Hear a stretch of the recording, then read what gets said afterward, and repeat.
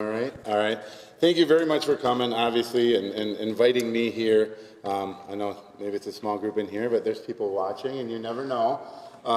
So really, it starts off with like us understanding what poverty is, and it's a little bit difficult here in Appleton sometimes, or the Fox Cities. But I assure you, all of us here, we probably woke up from a sheltered place, put on some clothes, maybe had breakfast before we came here, and it's things that we might not think of that just come natural to us that we have, so we're very thankful for.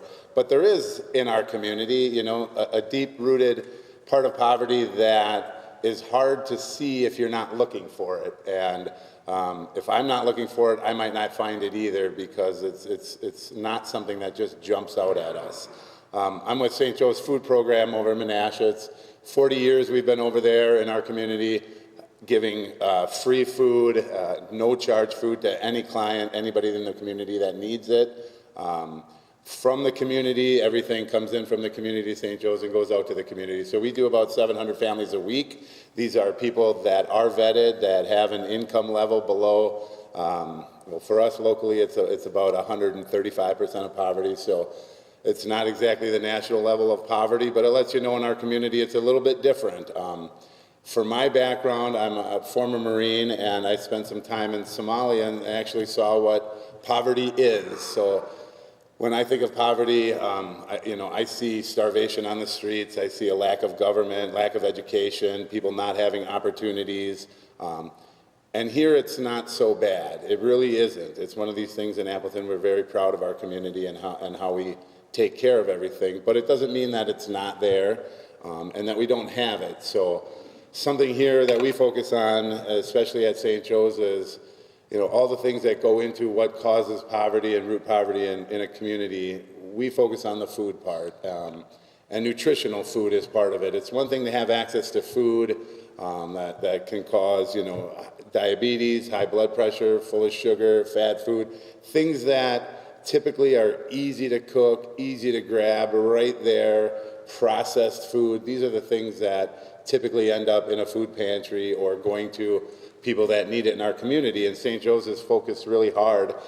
With the help of people from this church specifically, we have a garden on the north side of town, Peterson Gardens. Many of you might be fully aware of that, but that's a group of people doing some gardening on the north side of town that brings thousands of pounds of fresh produce over to St. Joe's. One little act like that is something that makes a big ripple in our community. We have at St. Joe's, it is a Grow a Row program where we ask anybody in the community, anything in your garden, any fresh produce, anything you have at the end of the season. Maybe you've canned all your tomatoes and they just keep growing, Zucchini is one of those that just keep coming all year long. Like any of that, we'll take them at St. Joe's. Our clients love it. It's fresh vegetables that we're giving clients instead of something that's produced or manufactured in a shop somewhere. In our building, we have 8 hydroponic machines that grow fresh lettuce year-round, right, indoors with water and light.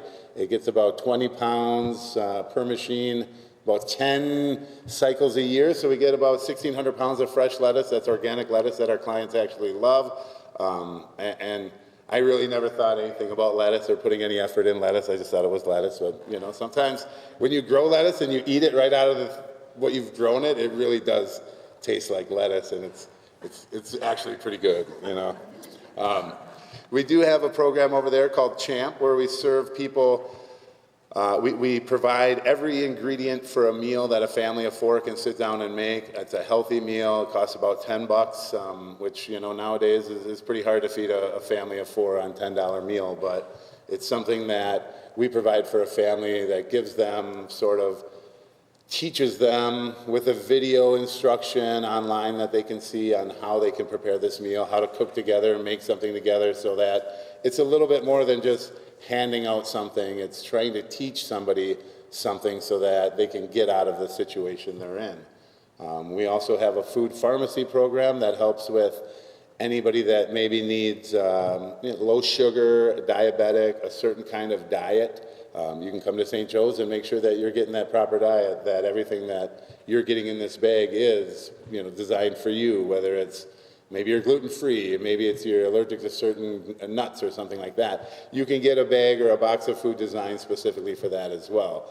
So for me at St. Joe's to think what we're doing in our community is, it is awesome. It really is great over there. I welcome anybody to come over there at any time. This St. Joe's is a community building that's yours, that we are, as a staff member, I'm just happy to be able to operate the place.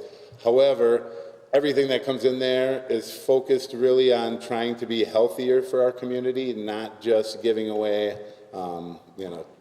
the junk in the back of our cupboard when we do a food drive, but actually focusing on something that you would actually prefer and love to give to somebody.